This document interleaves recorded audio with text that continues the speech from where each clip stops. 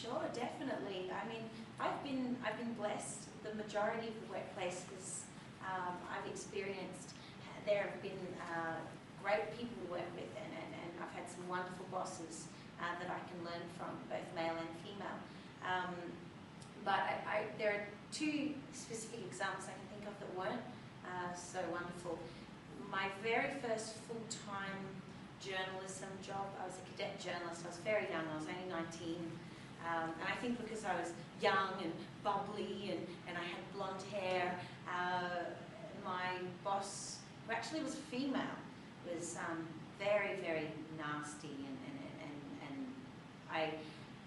I think with gender, you know, if we're talking about gender equality, it's an important note. Often we target men and say that men are the culprits for this, but in my experience, particularly when I worked at the newspaper, I believe that you know, there are also females that favour men over women. So I think that can be quite, yeah, in defence of men, I think that can be quite an unfair assumption sometimes. So I've often seen females themselves reinforcing that gender inequality to their female subordinates. So yes, I did experience that under her, and my ultimate response to that was to get a different job. So after that, I left the newspaper after about 11 months, 12 months, and worked with another boss who was my previous boss there beforehand. And he said, "I've heard she's very difficult. Would you like a job with me at a different newspaper?" And of course, I took it. So, in relation to and then later on, also when I worked with the government, I worked under a male boss who had a reputation for treating female subordinates, you know, in unfair ways. So again, I worked under him for about a year, and then after all my strategies were exhausted, I chose to leave. So I mean, it's ultimately up to you.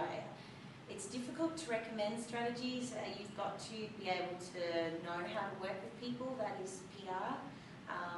But ultimately, if that person, you can't change them and you try everything, you have to look at, well, am I happy in this job? Because, you know, if you're putting up with something like that, it affects your job, and then it also affects your life outside of your job too.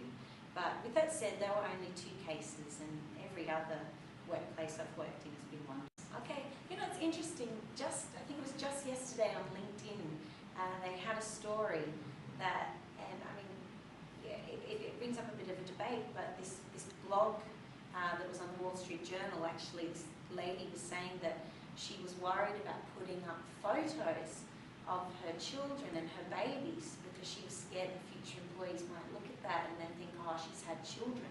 And there seems to be, I think, a stigma in many parts of the world that women who have children, you know, they can't give as much, which I think is highly unfair, because often these people are very experienced in their job and they've got a lot to give. And I thought that was a little bit drastic, I have to say, not putting photos of your children up on Facebook, but it still opens that debate of what we should do and what we shouldn't do. Now, I'm not recommending not to put photos of your children on Facebook at all, but it got me thinking, okay, why have we got that paranoia? And it does come back to these ideas of gender inequality. Recommendations, well, I think that is a tough question. If you are subjected to this sort of thing, are there any ways you can address it? So I know there might be problems, you know, with hierarchies. If you speak to, if you're having these problems with someone immediate, going to the person above, does that help you, or does that cause even more problems? I'm not sure. It's going to depend on your unique situation. As I said with myself, I would try different strategies in my job. So my boss, the guy in the government, he was very, very difficult. He would give me a long list of things to do and say, do it now. And so I would try different strategies, like, okay, I need to prioritize this, I can't do it all at once. What would you like me to do? And he would just say, do it all, just do it all. Okay, and then of course it was just really, really full on. So there are ways, but sometimes I think with some people you can't change them as well, so you're going to have to look at your situation. And trust me, there are plenty of good workplaces out there where you can, I mean, RMIT is a great example here. You know, you are able to take maternity leave and there are no problems.